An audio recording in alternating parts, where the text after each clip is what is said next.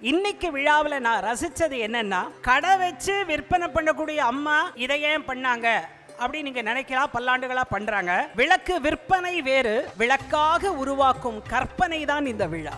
ஆடுவோமே பல்ல பாடுவோமே, நாம் இருக்கும் நாடு நமதென்பதறிந்தோம். ஒவ்வொரு குழந்தையும் ஒரு அக்கினி குஞ்சுக்கு சமானம் என்பது என்னுடைய கருத்து. அந்த அக்கினி குஞ்சை ஏற்றி வைத்த பெருமை ராஜலட்சுமிக்கு உண்டு.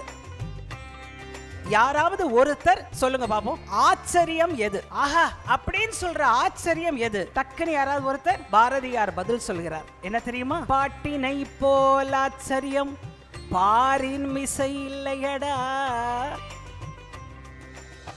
தந்தனத்தும் என்று சொல்லியே வில்லினில் பாட வில்லினில் பாட வில்லினில் பாட வந்தருள்வாய் கலைமகளே. சித்திரை கலை விழாவில் முத்திரை பதித்த எங்கள் பத்தரை மாத்து தங்கம் அம்மா ராஜலட்சுமி.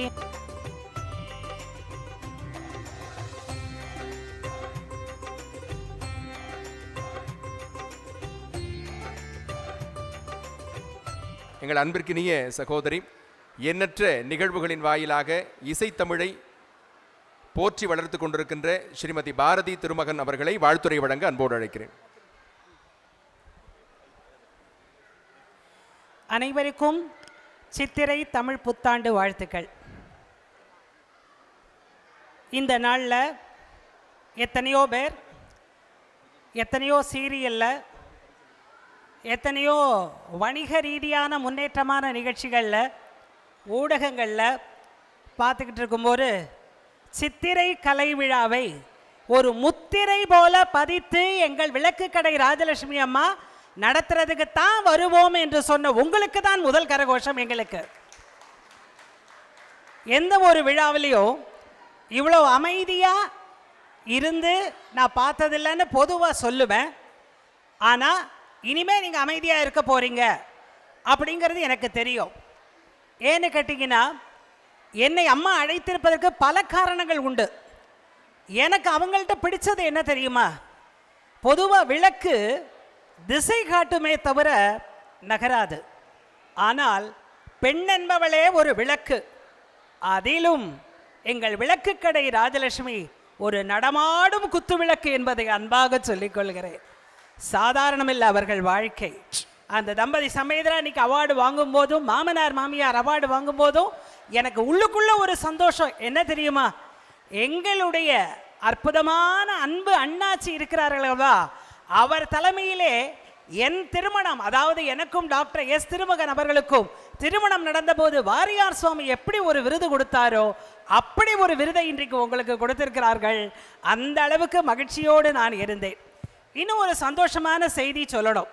பொதுவாக இங்கே வந்திருக்கக்கூடிய பெரியோர்கள் ஒன்று பெரிய பாரம்பரியம், வணிக பாரம்பரியம். எங்கள் விஜிபி அண்ணாச்சி எங்கள் அப்பாவுக்கு நெருங்கிய உடன்பிறப்பு போன்றவர், என்னுடைய திருமணத்தை நடத்தி வைத்தவர், எங்கள் குடும்பத்தின் மீது பாசம் கொண்டவர். அயராத வயதாக இருந்தாலும் அந்த கடுமையான உழைப்புக்கு ஒரு வடிவமாக இருக்கக்கூடிய அவர் அம்மா கூப்பிட்ட உடனே, நம்ம ட்ரெயின் டிராப்ஸ் அரவிந்த் கூப்பிட்ட உடனே அன்போடு வந்திருக்கார்ல, அவருக்கு ஒரு கிளாப்ஸ் கொடுங்க பார்க்கலாம். ஏன் அவர் வரணும்? சும்மா விஜிபியில் உட்காந்து பில் கணக்கு பார்க்கலாம்ல. அந்த பில் கணக்கை விட இந்த வில் பவர் பெருசுன்னு வந்திருக்கார் இல்லையா, அவருக்கு ஒரு கிளாப்ஸ் கொடுங்க. ரெண்டாவது, எங்கள் ஐயா சிண்டிகேட் மெம்பராக இருக்காங்க, அவரோட நானும் பணியாற்றி இருக்கிறேன்.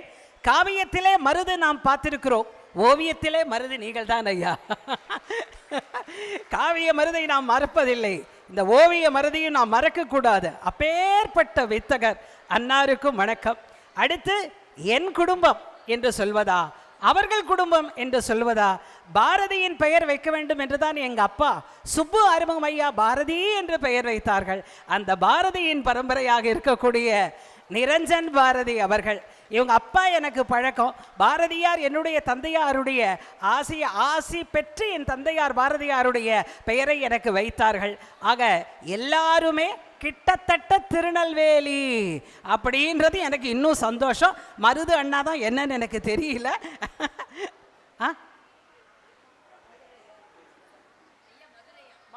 அப்போ கிட்டக்க தான் வந்திருக்கீங்க, அதுவும் சந்தோஷம்.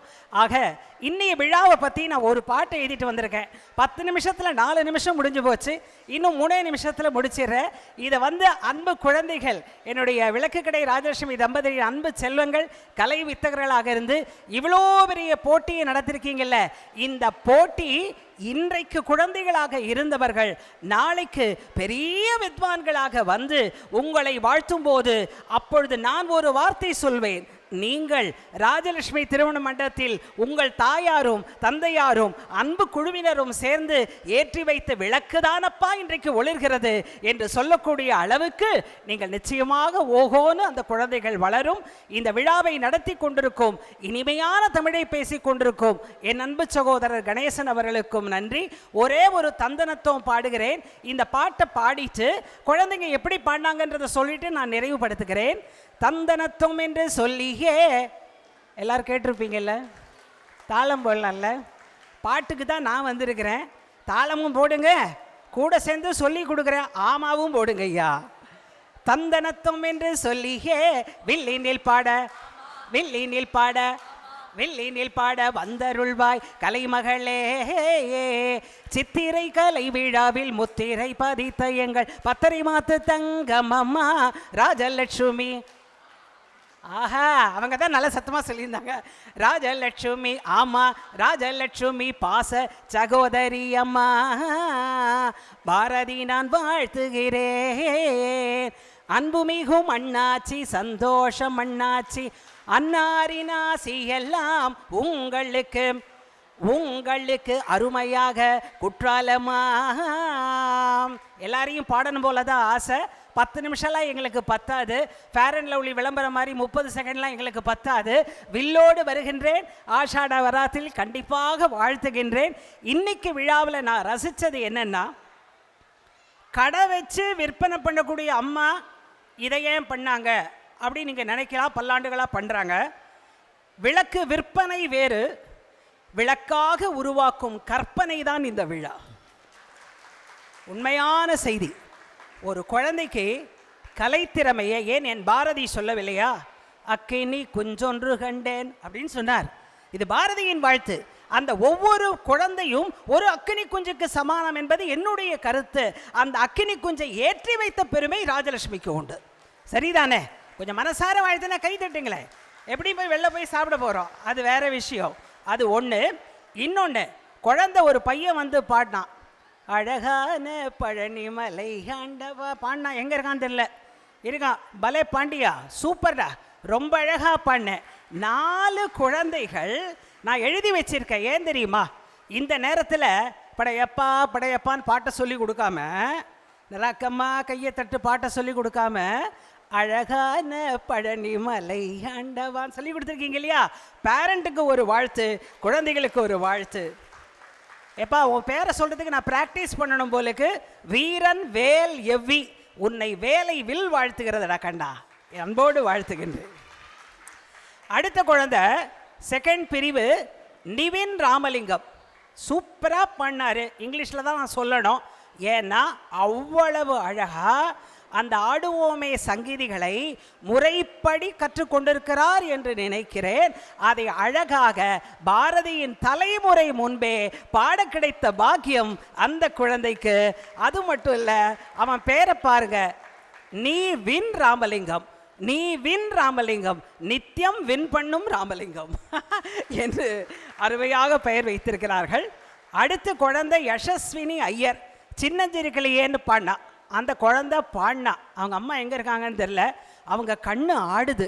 ஏன்னா சின்னஞ்சிறுக்கிளியேன்னு சொல்லும்போது எப்படி கலைமகன் பாடும்போது நான் ஒரு ஆதங்கத்தோடு ரசிப்பேனோ அப்படி ரசித்த அந்த தாயார் தான் அந்த பெண்ணுக்கு வெற்றி என்பதை அன்போடு நீங்கள் சொல்லுங்கள். இருக்கிறாங்க இல்லையா எனக்கு தெரியல. 3வது பிரிவு சாயி சரண். கண்ணா, நவராத்திரியில் நீ நிச்சயமாக ஒரு பாட்டு பாடணும்.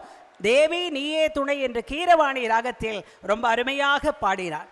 அடுத்து முத்துத்தாண்டவர் பாடலை சபிதாஸ்ரீ பாடினார். மொத்தத்தில் ஒரே ஒரு வார்த்தை சொல்கிறேன், பாட்டுக்கு தான் என்னை கூப்பிட்டுருக்காங்க, அதனால் பாரதியின் வார்த்தையை ரசித்து ஒரு வார்த்தையை சொல்லுகிறேன்.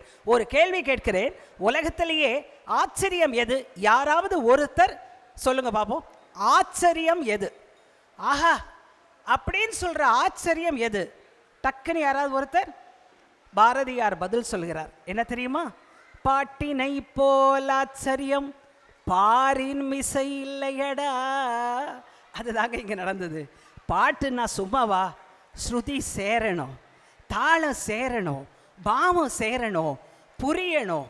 பாட்டுக்கு மானம் இருக்கணும், எல்லாத்துக்கும் மேல ஞானம் இருக்கணும், அதுக்கும் மேல கொடுப்பின இருக்கணும், அதுக்கும் மேல போட்டி நடத்த ராஜலட்சுமி இருக்கணும். எல்லாம் சேர்ந்ததுதான் இந்த விழாவல்லவா. அத்தனையும் சேர்ந்து அந்த ஆச்சரியத்தை சொன்ன பாரதியே ஒரு ஆச்சரியம். நான் பாரதியாரை சொல்லுகிறேன், அந்த ஆச்சரியத்தின் வழி நீங்கள் எல்லாம் வரணும். சிவன் பார்வதி போல ராஜலட்சுமியின் மாமன் மாமியார் அமர்ந்து ரசித்த போது அவ்வளவு அழகான காட்சியாக இருந்தது. ஒன்னே ஒன்று சொல்றேன், இயல் இசை நாடகத்துக்கு விழா நடத்திட்டீங்க. அடுத்த ஆண்டு விழாவை ஆனந்தி கிட்ட ஒப்படைக்க போற. இயல் இசை நாடகம் சேர்ந்தது தான் வில்லுப்பாட்டு. வில்லுப்பாட்டுக்கும் போட்டி நடத்துங்க. கூட வந்து நான் உங்களுக்கு ஊக்கம் கொடுக்கிறேன். நம்மெல்லாம் திருநெல்வேலி, சும்மா விடலாமா? வில்லுப்பாட்டை நடத்துங்க. இதே போல மீண்டும் வருகிறேன். வழக்கம் போல அரவிந்த் அழைப்பார், ராஜலட்சுமி வழி அனுப்பி வைப்பார். நீங்கள் எல்லாரும் ரசிப்பீர்கள். கணேசன் வாழ்த்துவார், அண்ணாச்சி தொட்டு ஆசீர்வதிப்பார், மருதும் நிரஞ்சனும் மகிழ்ந்திருப்பார். இதைவிட என்ன வேண்டும்? எல்லோருக்கும் அன்பு வாழ்த்தை சொல்லி இந்த புத்தாண்டிலே ஏதாவது ஒரு சபதம் செய்து கொண்டு அந்த காரியத்தை முடிப்போம் என்று சொல்லி நாம் எல்லோருக்கும் நல்லவராக இருப்போம். அதுதான் விளக்கு என்பது தரும் ஒளி என்று சொல்லி பிரிய மனமில்லை தற்காலிகமாக விடைபெறுகிறேன். வாழிய செந்தமிழ். நன்றி.